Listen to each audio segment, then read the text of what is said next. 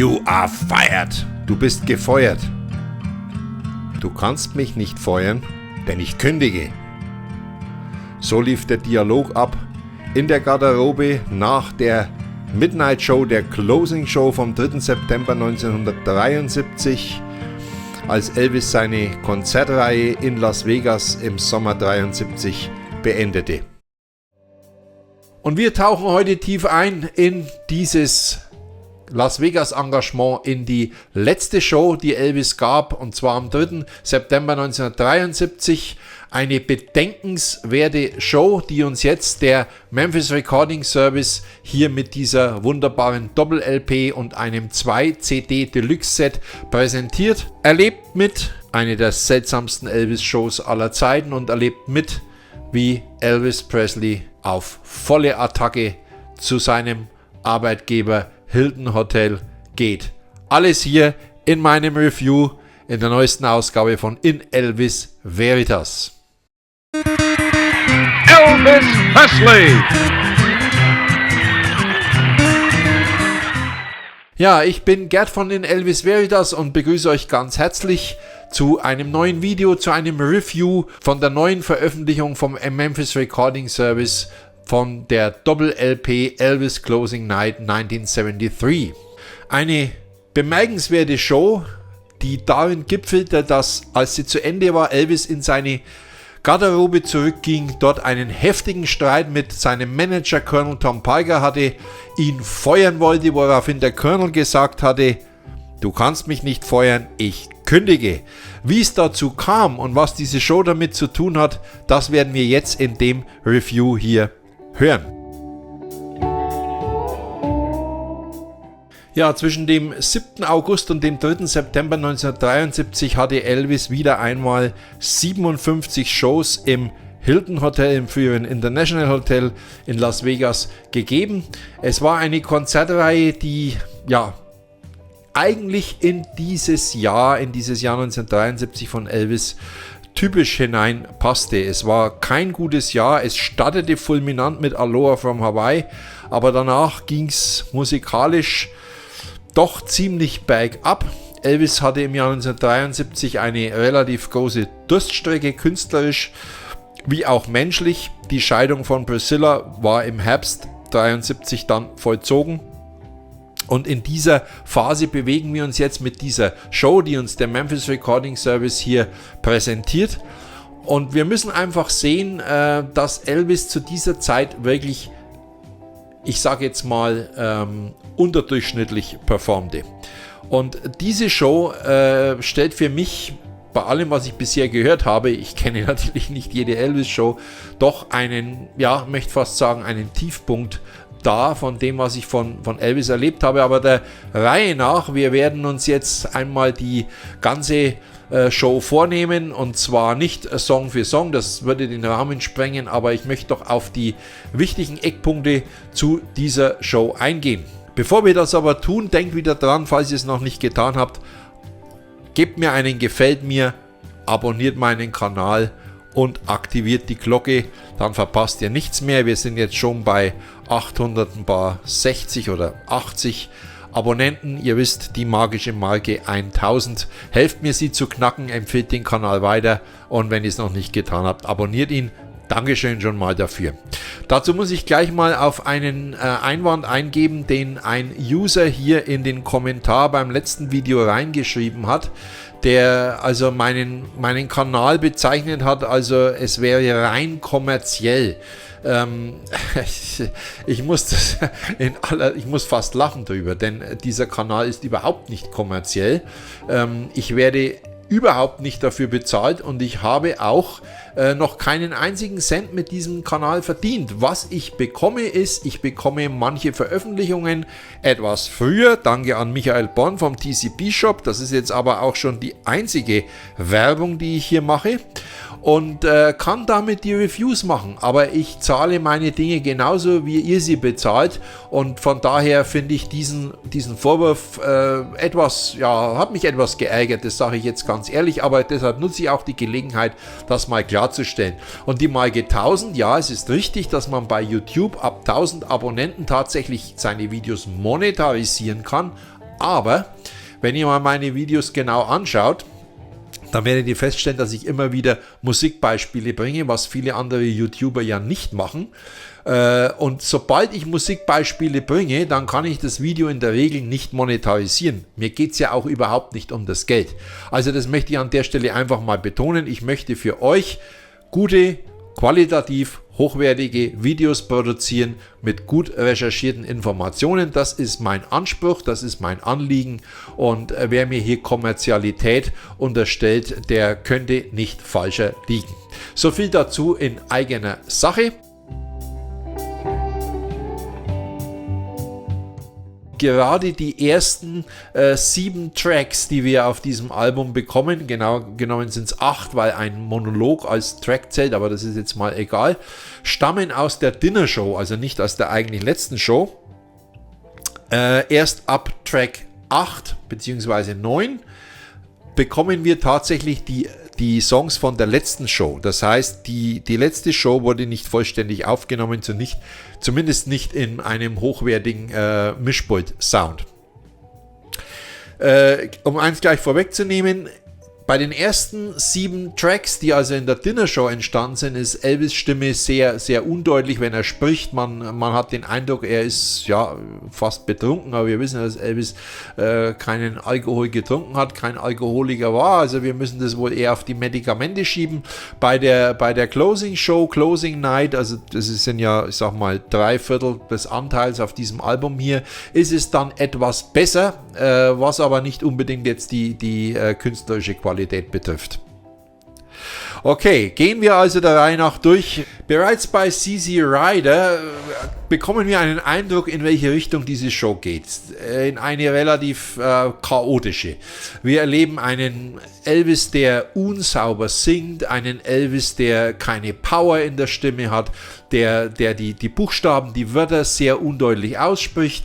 Man könnte jetzt wieder mutmaßen oder spekulieren, dass er möglicherweise zu viele Medikamente eingenommen hat in dieser Show, was ich tatsächlich auch glaube. Auch wenn das die Fans immer nicht gerne hören, aber das gehört einfach zur Wahrheit mit dazu. Und CZ Rider gibt also gleich einen Vorgeschmack auf das, was uns erwartet, auf einen unkonzentrierten Elvis, einen Elvis, der undeutlich spricht, ein Elvis, der die Töne nicht genau trifft. Eine unterdurchschnittliche Performance.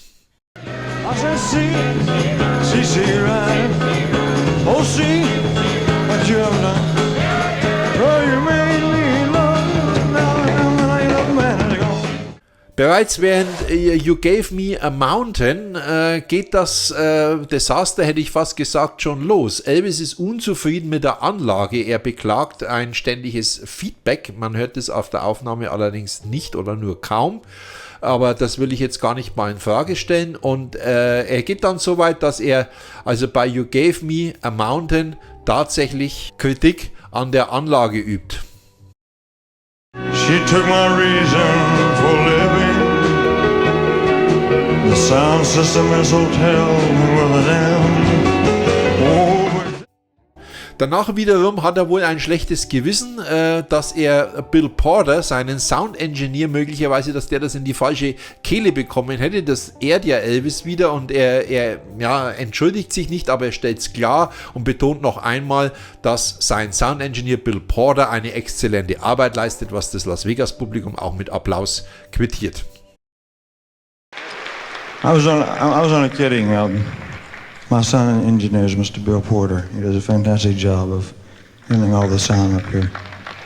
One guy. Interessant ist der Titel Trouble.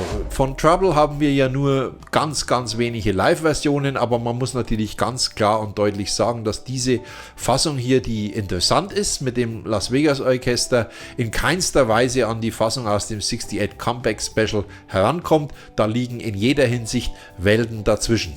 Das Rock'n'Roll-Medley, das er hier singt, hat bereits die gleiche Zusammensetzung, wie wir das später von Elvis Recorded Live on Stage in Memphis kennen. Allerdings geht hier der Text mehrfach bunt durcheinander, wie überhaupt sich das durch die ganze Show zieht. Ja, also Elvis dichtet Lieder um, erfindet neue Texte, vertauscht Texte. Es ist ein wahres Eldorado an Peinlichkeiten, hätte ich fast gesagt. Man möge mir das jetzt verzeihen, dieses harte Urteil, aber es zieht sich durch fast die ganze Show durch wie ein roter Faden. Und hier auch bei diesem Medley haben wir viele Textstellen, die einfach nicht stimmen, die vertauscht werden. Ja, und das Unheil nimmt seinen Lauf während Love Me Tender, denn während Love Me Tender bringt Elvis den Satz in den Song ein: Hell to the Hilton Hotel. Das war natürlich ein Frontalangriff. Keiner wusste so genau, warum er das überhaupt tut, was er macht. Wir kommen später noch darauf zu sprechen. To hell with the Hilton Hotel. Ja, und das bunte Umdichten, Vertauschen von Wörtern, von Liedtexten geht weiter bei Fever. Hier allerdings, muss ich sagen, muss man fast mitlachen, sehr kreativ in gewisser Weise gemacht. Elvis dichtet durch einen neuen Text, den er quasi erfindet, dichtet er eine Affäre von zwei seiner Bandmitglieder an. Myrna Smith and J.D. Sumner had a very mad affair. Ja, das kann man noch schmunzelnd zur Kenntnis nehmen, aber was danach kommt, ist also der absolute Tiefpunkt in diesem Konzert. Elvis stimmt den Song Suspicious Minds an und singt aber darauf den Text von Bridge over Troubled Water. Jetzt, wenn er das nur eine Zeile machen würde oder zwei Zeilen, dann könnte man doch lachen drüber und könnte sagen, naja, dass sich halt ein Scherz erlaubt. Nein, er zieht das über lange Zeit durch, fast schon, wie soll ich denn sagen, mit einer Sturheit, und es ist erstaunlich, dass er überhaupt noch die Tonlage von Bridge over Troubled Water hält, weil das überhaupt nicht zu Suspicious Minds passt. Was ihn hier geritten hat, das kann ich mir überhaupt nicht erklären, und so endet das Ganze in einem Chaos, wie es enden muss, und wird vorzeitig abgebrochen. When you're weary, feeling small, when tears are in your eyes, I would dry them all. I'm on your side, hot damn, going down. I'm in your eyes, I would dry them all. Immerhin entschuldigt sich Elvis aber danach bei der Band. Ist ja schon mal was. Schließlich kann er sich dann dazu durchringen, Bridge over Troubled Water zu singen, aber auch hier, anstatt dass er jetzt wirklich versucht, in die Spur zu kommen, versucht er jetzt schon am Anfang wieder Wörter wegzulassen, ein bisschen zu blödeln. Etwa ab der zweiten Strophe dann wird die Fassung einigermaßen anständig seriös und er zieht es auch einigermaßen anständig durch. Bemerkenswert ist bei Bridge over Troubled Water, dass Elvis, ich weiß nicht, ob er so tut oder ob er tatsächlich den Text vergessen hat, das erschließt sich mir nicht ganz an der Stelle. Er lässt das Publikum singt den Text und er lässt die Leute singen. Das hat man so bei einem Elvis-Konzert auch noch nie gehört, und stimmt dann aber wieder ein, und erst ab dieser Stelle wird es dann tatsächlich seriös. Man kann, so leid es mir tut, über diese beiden Songs eigentlich nur den Kopf schütteln. And paints and tears. What's the word? Give me the word. Give me the word. Oh, that's not it. Second. Listen. Ted McAmateur.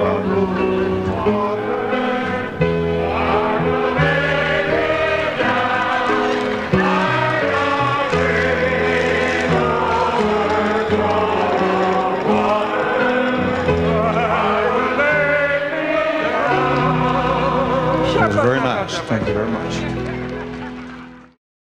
Ja, und nachdem Bridge over Troubled Water vorbei ist, dann kommt es auch nochmal zu einem weiteren Versuch von Suspicious Minds. Allerdings auch hier, obwohl Elvis, das kann man sich auch nicht erklären, weil er den Song ja wirklich sehr, sehr oft live gesungen hat und sich eigentlich nie negativ über den Song geäußert hat, sagt er hier, I hate this damn song, also ich hasse dieses verdammte Lied, I really do, also er unterstreicht es nochmal, das tue ich wirklich. Man wundert sich nur. Son of a bitch. It's like a good thing, 'Cause honey, you know how I hate this damn song. I really do. They say. Danach erleben wir endlich einmal einen Elvis Presley, wo wir sagen müssen, jawohl, das ist unser Elvis, wir ihn kennen, das ist der King. Eine wunderschöne Fassung von My Boy, die ist deshalb so schön, weil er die Verse, anders als bei der Studioeinspielung, auch bei anderen Live-Einspielungen, unheimlich romantisch, zart fast schon singt. Das ist in völligem Widerspruch, in völligem Kontrast zu dem, was wir bisher in dem Konzert gehört haben. Insofern sticht dieser Song umso mehr raus. Für mich eines von 2 oder 3 Highlights, die dieses Konzert zu bieten hat. You're sleeping, son, I know, but really this can't wait. I wanted to explain before it gets too late. Er singt in diesem Konzert unter anderem auch den Song An American Trilogy und singt dann sogar noch einen weiteren Song, A Big Hunk of Love, um dann noch einmal auf American Trilogy einzugehen, und in diesem Zusammenhang lobt er den Flötisten.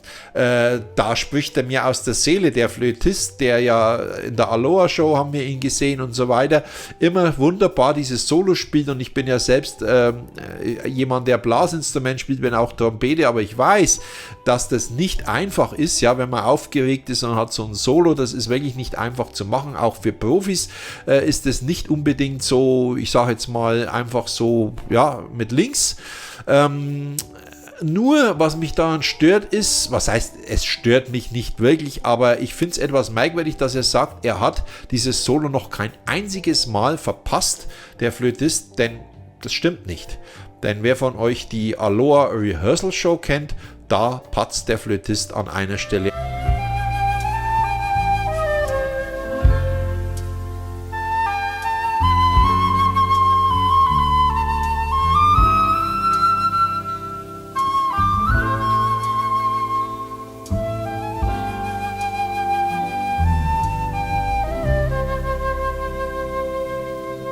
Aber bitte versteht mich richtig, ich will in keinster Weise die Leistung dieses Flötisten schmälern, ganz im Gegenteil, ich freue mich, dass Elvis ihn einmal so herausstreicht, nur sagt er eben nicht ganz die Wahrheit.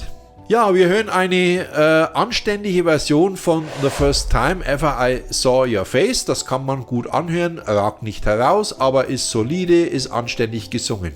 Ein weiteres Highlight des Konzerts ist zweifellos How Great Thou Art. Und was wir hier ganz besonders haben, das ist die einzige Version, wo ich kenne, wo Elvis tatsächlich zweimal eine Reprise macht. Wir kennen das ja von Elvis Recorded Live on Stage in Memphis, wo er noch einmal den Schluss singt, weil das Publikum so begeistert ist, und hier sagt er dann, also ich kann das Lied die ganze Nacht singen, wenn ihr wollt, und macht dann tatsächlich noch eine zweite Reprise dazu am Ende. We'll do it again. Just what, you know, whatever. I don't care. I'll sing it all night, man. Then sings my soul, oh my Savior God, to thee. Sehr interessant und völlig außergewöhnlich ist Softly As I Leave You, der vorletzte Song dieses Konzerts, den Elvis nur spricht. Er sagt, ich erzähle Ihnen, I tell you a little story, ich erzähle Ihnen eine Geschichte, und dann macht er seinen gesprochenen Part. Also so wie wir das später kennen, mit leichter Musikuntermalung und Cheryl Nielsen, der dann singt dazu. Das haben wir hier noch nicht. Cheryl Nielsen, die Gruppe Voice, war meines Wissens zu diesem Zeitpunkt noch nicht mit Elvis live, zumindest auf der Bühne. Im Studio waren sie schon mit ihm gewesen. Insofern ja, ist da vielleicht auch gar keine Möglichkeit gewesen, aber er rezitiert lediglich den Text, und es könnte sein, ich habe zumindest in den Aufzeichnungen nichts anderes gefunden, dass wir tatsächlich hier die erste Live-Version, wenn man sie denn so nennen will, ist ja nur gesprochen, von Softly As I Leave You haben.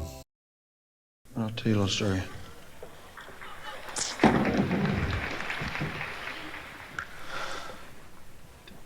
There was a man in Florida who was dying of cancer.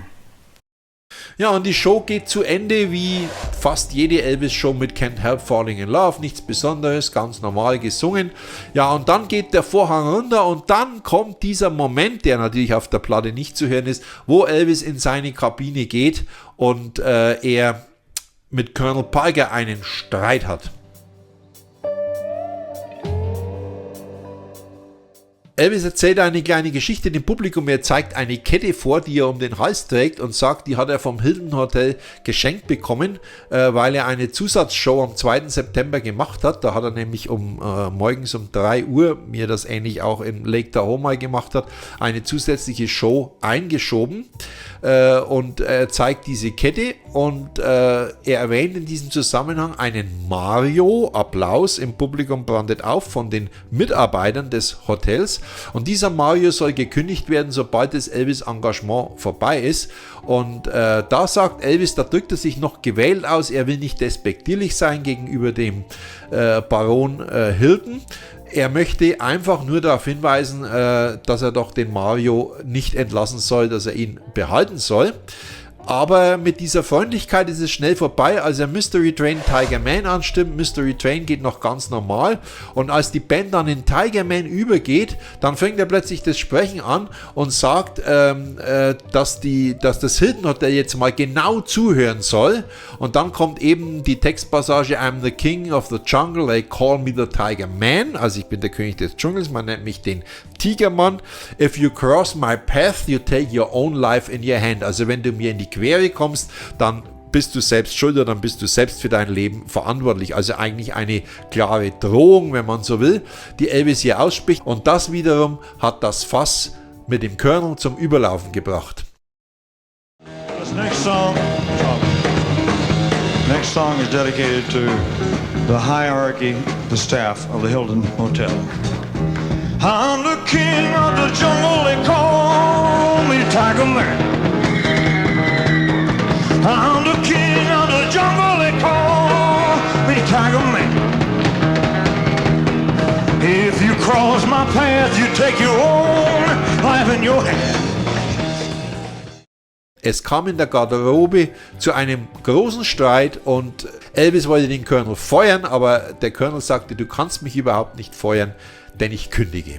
Ja, soweit so gut. Also eine Show, die ja sehr, sehr, sehr, sehr speziell ist. Kommen wir zur Soundqualität.